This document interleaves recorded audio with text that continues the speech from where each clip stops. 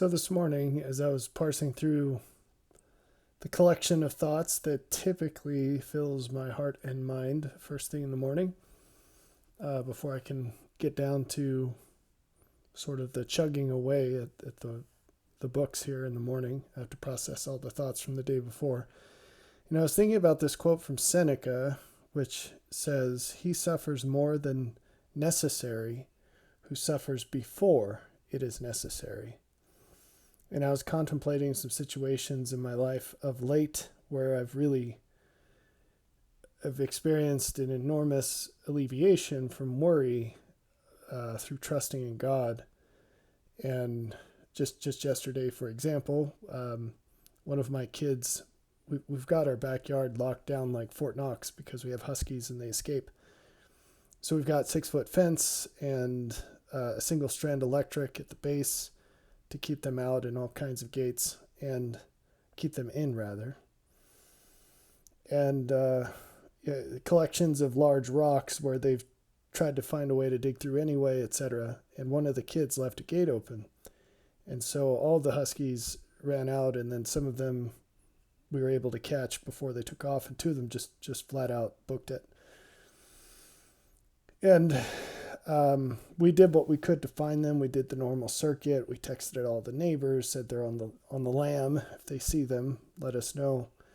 And we have little tags on them with our phone number, because this isn't the first time that this has happened. And anyway, once we did what we could, we just went ahead with the rest of the day.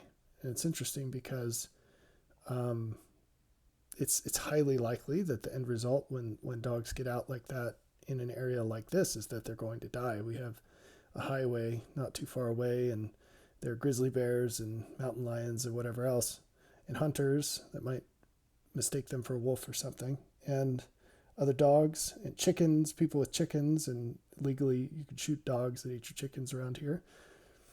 Anyway, but I honestly, I didn't think about it.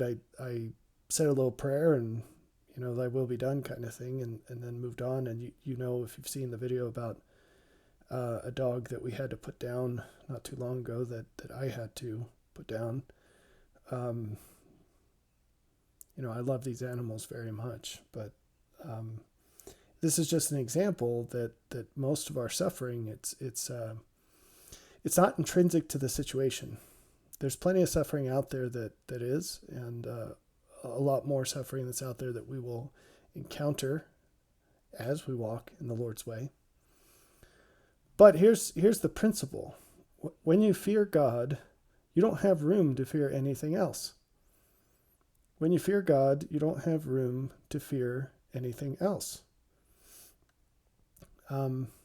Before I talk more about that, I do want to reiterate, it's always important too, when this topic comes up, fear is not the ideal emotion to feel towards God. And I know a lot of people have spent a lot of time trying to redefine fear and say it's about respecting God. It's not like we mean it. I think there's a certain value, obviously, for respecting God, but there is such thing as fear of God. Almost everyone who's ever seen him has feared him, and it's a fear that exceeds what anything less than him could generate. It's legitimate. There's really something to it, and it's described as terrible. So in the book Seek Ye This Jesus, I wrote a chapter called Terrible or Glorious about the presence of the Lord. You'll find a lot of scripture references there on this topic.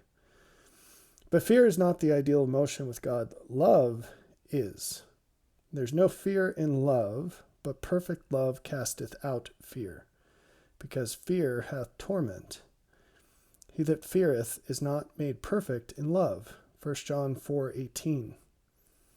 In 1 John 4:17, this is the ERV translation. If God's love is made perfect in us, we can be without fear on the day when God judges the world. We will be without fear because in this world we are like Jesus. That's an interesting one, isn't it? If you love God, you have to obey him. This is why, It's important to spell this out because people are like, well, I love God. Well, are you like him? Because if you're not, then you probably can't make the claim. So not to sort of say, I have any right to tell you what you can and can't say about your relationship with God. You could describe it as loving him. But if you do, you're using a word that means a lot less than what he means when he says it, or what the scriptures mean when they describe love for God. Because love for God is described there, it includes completely living exactly as you imagine the Lord would in your place, sincerely believe what you sincerely believe he would do in your place. You're totally reflective of that. You can't actually you can't say that you love him if you don't believe him and do what he says. He said, "You're my friends if you do whatsoever I command you," in John 15:14. He said in John 14:21 and 24, "He that hath my commandments and keepeth them, he it is that loveth me. He that loveth me not keepeth not my sayings." So, it's much better to love God than to fear him. But for those who aren't there yet, fear is good. That's the first step. Those who fear God will come to love him. That's probably going to be an unpopular message, but anybody that is going to disagree with me on that better bring evidence that they actually do everything that Jesus would do in their place. Because otherwise, according to his own words, and the words of John, who knew him better than you do, that's a requirement to say that you love God. And so, of course, you won't have the blessings of actually loving him if you don't actually love him. And if we're not there, fear is a really nice way to help us get there. So anyway, if you love him, obviously you're not going to worry about anything except him. But if you fear him, you also shouldn't worry about anything except him. The one is better than the other, but this is still an improvement for where most of you are. In D&C 636, we read, "Look unto me in every thought, doubt not, fear not." If you are looking at him in every thought, you don't have any space for doubting or fearing. There's nothing available to occupy that with that. I saw once a training method for dogs where you carry a hot dog or something and you give the dog a little taste of it every once in a while, and they learn to look at you all the time and stop worrying about things around them, like squirrels running around or whatever. And it's kind of like that. If you're looking at God, how can you be looking at anything else? So the only things you'll see or care about in life are those that overlap with that. If you want an interesting study, you can read through references of seeking his face in the scriptures, and that means pursuing his purpose. And if you're focused on that, there's no space left for anything else. That's why if you make your eye single to his glory, then your body will be full of light. Because there's no, what else would it be, right? It's fully focused. So most of the worrying that people do in life, it's about things that they can't change. And that's not good. And what ends up being the case is that we can choose to focus on something, even to hyper-focus on something that we can't do a dang thing about. Now, there's some strange thing about our mental faculty where if you focus on something, you'll get more of it. Now, I'm not saying this is some weird new age law or whatever. There's that thing out there. I don't remember the words that these folks use. That's not what I'm talking about. I'm saying when it comes to your feelings, when you focus on something, it's like this fountain that just keeps going. And if you focus on something that's bad, it's going to be a fountain of bad things in how you feel.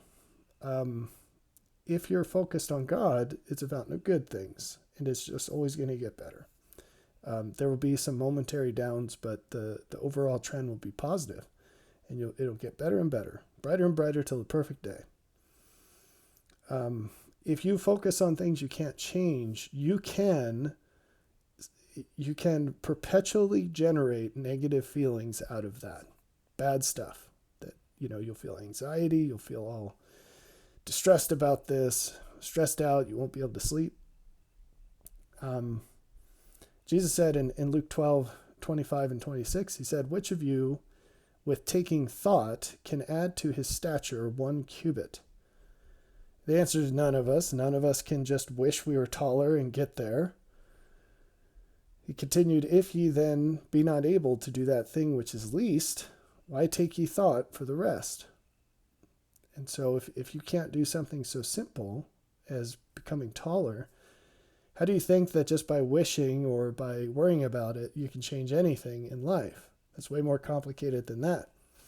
The Lord has laws of cause and effect. And as you learn and live those, you can affect outcomes in this world. However, certain things are outside of your ability to directly change. So you should just not worry about them. Easier said than done, right?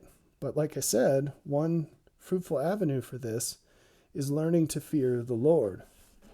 So when you really believe that he knows what's going on and he has all power and all wisdom, then it becomes possible to yield to that and to truly feel peace. He said that he gives us peace not as the world gives. It's different. It doesn't come in the same way and it doesn't feel the same. It's better. It's a lot better. It's not affected by what happens to you here and now. It transcends that. But the way you get that is by learning to trust him, learning to value him above all else, learning to fear him more than you fear anything else. I had a discussion with one of my kids once, and I'm trying to remember the specific situation. I can't remember if there was some peer pressure going on with an older kid or something, but I said, I told you to do X. Why didn't you do X? You did Y instead. And he said, because I was scared. And I said, scared of what? And he said, whatever. It was like my big brother or whatever. I said, you forget your big brother. You need to be scared of me. He was like, oh. But I didn't say it like, I'm going to crack you one or whatever. But I was just like, look, here's the reality of the situation. Who's your brother scared of?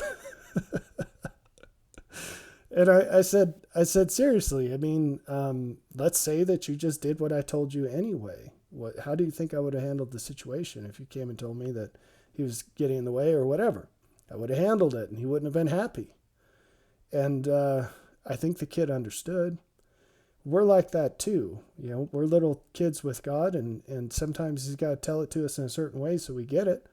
That's not the ideal way. All parents want to have their kids obey is not the best word, but do what's right.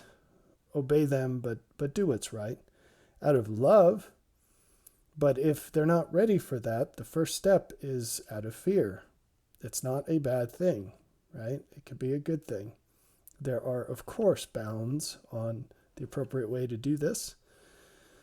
But there are far worse things than to fear your parents. So we could probably do with a lot more of that in the world today. Anyway, what we ought to worry about are the things that we can change. And it turns out that if we are worried about the things we can change, there's so much that we can do, so much positive change we can affect, that we will not have an ounce of worry left. We won't have a second of time or ounce of worry left.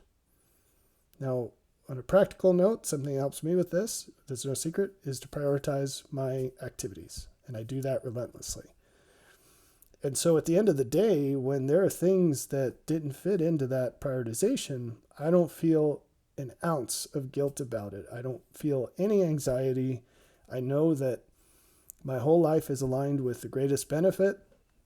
If upon reflection I find something that could be a little better, I change it instantly, right? I start getting that switched over. Sometimes it's a process. Some changes you can't make in a second, but most you can. And so that's that. So there's no stress there. There's no anxiety. And I thoroughly understand that the gospel aspects of this and the practical, they completely overlap. They're one and the same. And so if you want peace in God, you have to orient your life to his purpose, which is for the greatest benefit. And so when you do that, you become free from these things that weigh so many people down. Anyway, so focus your life on what matters the most, and you'll have great peace. You won't worry about the things that you can't control, and you'll fix all the things that you can. And a lot of that negativity, whether it's stress or anxiety or fear, it comes out of things that you absolutely can change. You just don't, because you're wasting all your resources on things you can't change. All the worry that you have about that. When it comes to examples of this from the scriptures, one of my favorite ones is from David, King David, in 2 Samuel 12. So David did a bad thing with Bathsheba and her husband. And as a result of that, the Lord's punishment for him included that he was going to lose his son with Bathsheba. And so he knew about this because the Lord told him. And during the sickness of the child, he fasted. He did not attend to his normal duties as a king. He put on sackcloth and sat in ashes, and he prayed. And he was disconsolate. His servants, his court, his friends, they tried to get him to eat, and he wouldn't. They tried to get him to leave his little place he had set up. He wouldn't. And this went on until David saw his servants whispering. And it says in verse 19, "But when David saw that his servants whispered, David perceived that the child was dead. Therefore David said unto his servants, Is the child dead? And they said, He is dead. Then David arose from the earth and washed, and anointed himself, and changed his apparel, and came into the house of the Lord, and worshipped. Then he came to his own house, and when he required, they set bread before him, and he did eat." So before the kid died, the servants wondered why David wouldn't eat. He wouldn't do this, he wouldn't do that. And there was still a chance that something could be done about it. And so David did everything he could. And then once the outcome arrived, and this is a good example because it's an outcome David wanted, and he did not get what he had asked for. But once it happened, he let go of it, and he just moved on. And we're not good at either of those things. We need to be better at both of those things. Doing the things we can do that we don't do to get what we say we want. And then letting go when it's clear that what we want is not going to happen, that it's not the Lord's will. So a lot of that angst comes from the mistake in one way or the other, and it's a misalignment from the Lord. Now, I think it's worth noting here that when he found out that the baby had died, the first thing he did was he took a shower. He took a bath. And he changed his clothes, and he anointed himself. And he did all of that. The very next thing he did was to go to the house of the Lord. So he did all of that in preparation for formally coming before God. And that is some reaction. So imagine the worst thing that you can enumerate in your life happening, and your very first reaction is not just to turn to God in worship, but to do so in deep reverence. In deep reverence. That's really something, isn't it? So, and then after that, so he had fasted for some time. He was hungry. And it wasn't until after all that he then took care of his own needs and ate something. That's very interesting. So he went back home and then he ate. And this is the servant mentality. When we are in the service of the Lord, we attend to him first and foremost.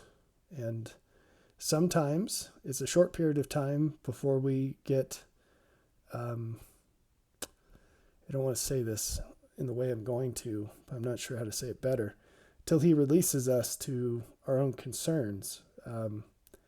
Ideally, there's no separation between the two, in the sense that our concerns are his concerns, or his concerns are our concerns. But sometimes that's a long stretch, and Jesus made it very plain. He said, what servant is there that at the end of the day just sits down and eats? He serves his master at the end of the day, and it's not until he's released from his master's service that he goes and sorts himself out. And we're meant to attend to the Lord. Anyway, that's most of the time, the fear and anxiety and all the negative feelings we feel, most of the time they come from our deviation from the Lord's purpose, whether that's in our practice or in our hearts. So you can begrudgingly serve the Lord, and that's not the point. The point is that our hearts and our actions are aligned with his purpose. So I hope that that's helpful. If you fear God, you're not going to have space to fear anyone or anything else. You're just going to be hard charging for the Lord all the time.